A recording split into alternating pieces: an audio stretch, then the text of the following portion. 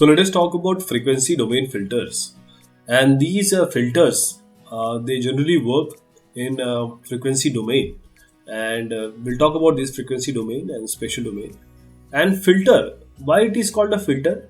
Filter is what you can say a device or algorithm in our case, which filters something. And specifically, we'll be talking about low pass filters and high pass filters, because what we want is to achieve or receive meaningful information from the image. This is why we employ these filters. So if you want to do a spatial filtering operation, if this is the output, then we have to apply some hxy to our fxy. This is the convolution. So by the convolution theorem, convolution is same as multiplication. You may right now think that okay, my convolution and my multiplication is similar, because in both the domains they actually switch. In one domain, if it is multiplication, in other domain it will be convolution, and vice versa. So there are spatial domain in which we see the image, and there is a frequency domain in which we convert the image to do some meaningful application and job and apply our algorithm.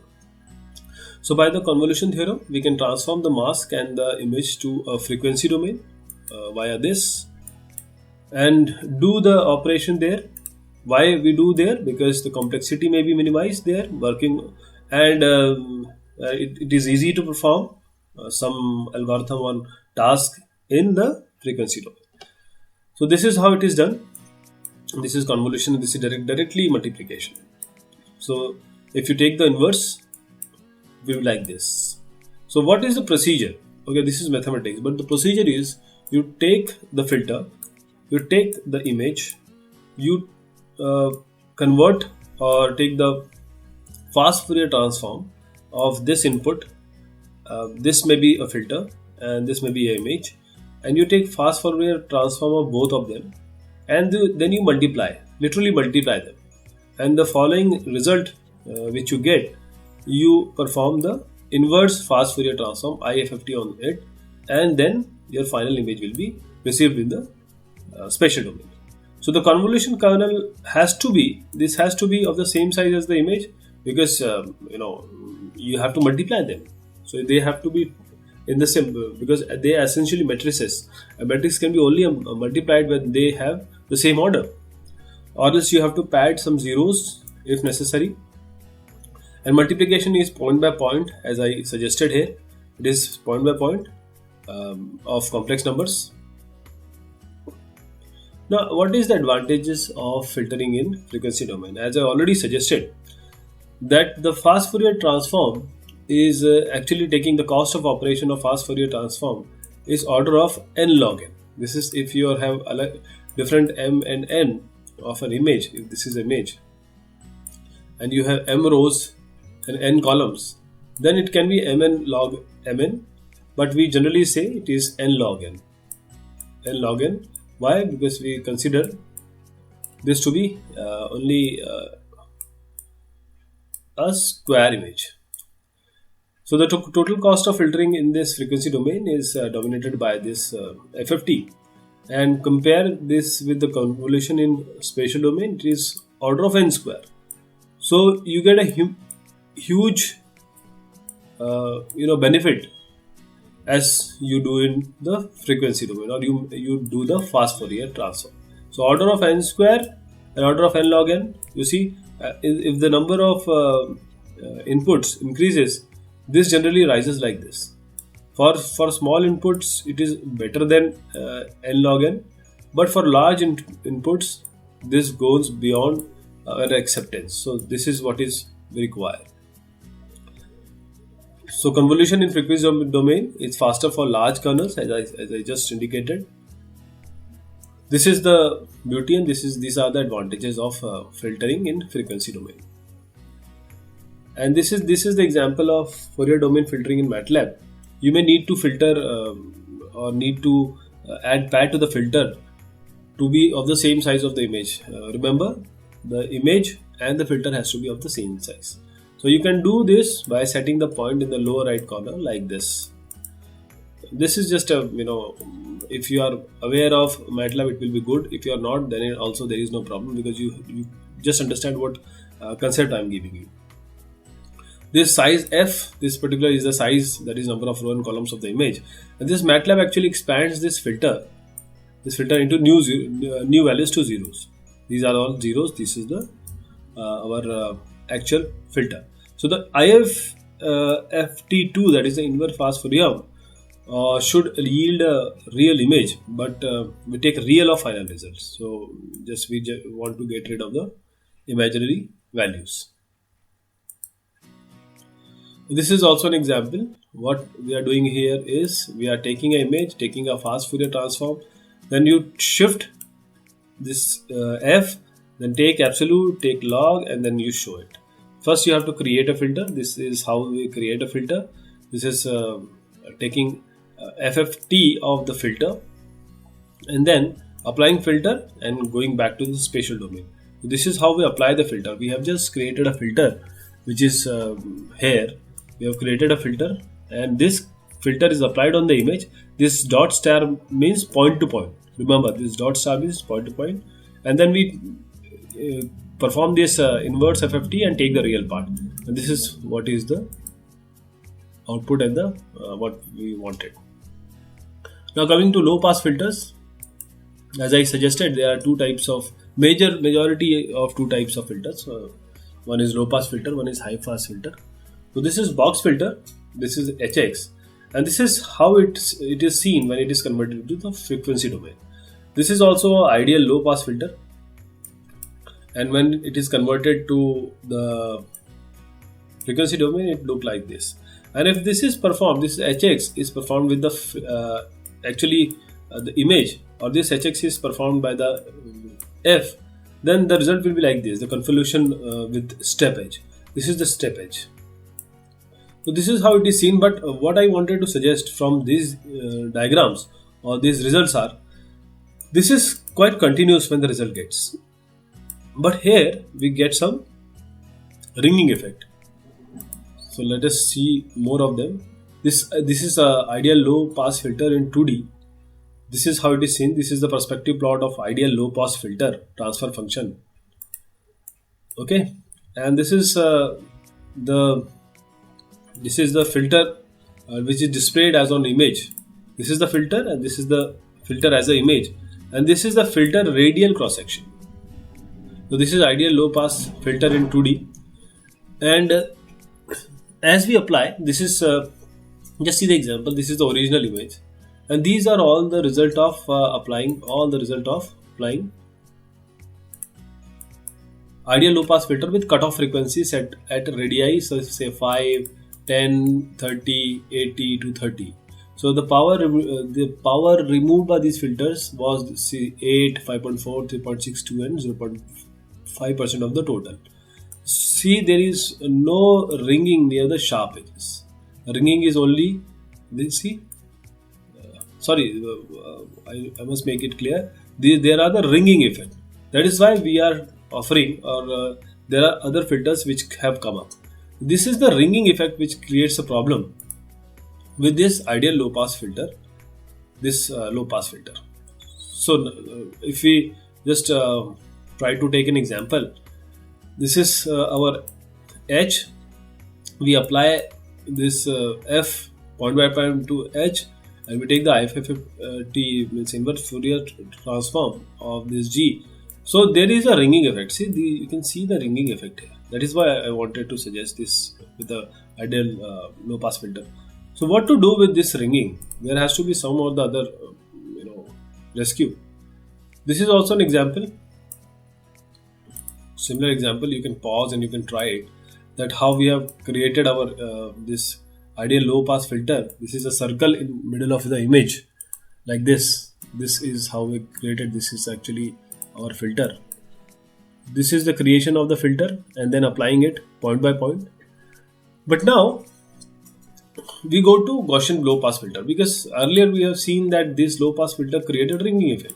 So low pass filter, Gaussian low pass filter, it does not create a ringing effect. So the Gaussian in the spatial domain also has the form of a Gaussian in the frequency domain. So there is no ringing, but it allows high frequencies to pass. That is why it is a low pass filter. So this is the perspective plot of Gaussian low pass filter. And this is the filter which is displayed as an image, and this is the filter radial cross sections of various values of D0. This D0. See, there is no ringing effect if it is applied. Then coming to Butterworth low pass filter. This is in between the low pass filter and the Gaussian. So here we have this D0. This D0 is the cutoff frequency. This DUV is the distance from your 0000 means origin to UV, and N is the order of the filter. These are various properties that DUV, if it is less than D0, H is equal to 1, otherwise it is H equal to 0, and if they are equal, H is equal to 1 by 2. So it actually becomes this previous filter if this value comes down to very less than equal to 4 or something. So the advantage is it reduces the ringing while keeping clear cutoff, and there is a trade-off between our ringing and the sharpness of cutoff. So this is a good filter in between the other filters. So this is the perspective plot of Butterworth low pass filter transfer function. This is a D0 is the radius where magnitude drops to 0.5. This is very important. D0 plays a part. And filter which is displayed as an image, and this is the image, and this is the filter radius cross section of order 1 to 4. So this is again these all are special representation of BLPFs, that is Butterworth low pass filter of order 1. This is 1, this is 2, this is 5, and this is 20. And corresponding these are the gray level profiles through the center of the profile, because all filters have a cutoff frequency of 5. And we see that the ringing increases as the function of filter order increases. So actually at n equal to 4, it actually becomes the initial filter which has the ringing effect. So this is also these are the examples. Now sharpening filter. This is a sharpening filter. What we do, that can be obtained by just subtracting this HLP low pass filter from 1. So we get and this is the HP, is high pass filter. So we subtract low pass filter or low pass values from 1, we get a high pass filter. These are the sharpening filters like ideal high pass, Butterworth high pass, and Gaussian high pass. So these are the result of ideal high pass filtering on an image. These are the image with D0, 15, 30 and 80. The problem with ringing are quite evident in this. These are always have a ringing effect. And these are the result of high pass filtering in the image using BHPF. Okay, this was ideal high pass filtering, and this is the Butterworth. So at D0 equal to 15, this is 15, this is 30, this is 80. So these results are much smoother than those obtained in the ideal low pass filter. Now we have notch filters, a filter that rejects specific frequencies or rejects or passes specific frequency. So for example, a periodic noise corresponds to spikes, or these are the spikes or lines in the Fourier domain. So we can design a filter with zeros at this frequency. This will remove the noise. So examples are image mosaics, scanline noise, and half toning noises. This can be easily removed. This is an example, and this is how the values are seen in the spatial domain. So what we can do, we can just create a notches here.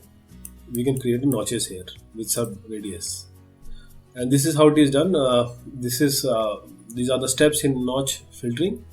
So we look at the spectrum FUV of noisy image fxy and find frequency corresponding to this noise, and we create a mask image with notches, zeros at these places and ones elsewhere.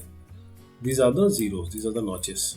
So we multiply mask with original image and transform the zeros out, transform these zeros out the noise frequency. So we multiply this and we get this image. So we multiply and we take the inverse for fast Fourier transform to get a restored image. So we get the restored image, and you'll see all those values will be gone. So this is the example This is the sample newspaper image showing a Moir pattern. This is the Moir pattern.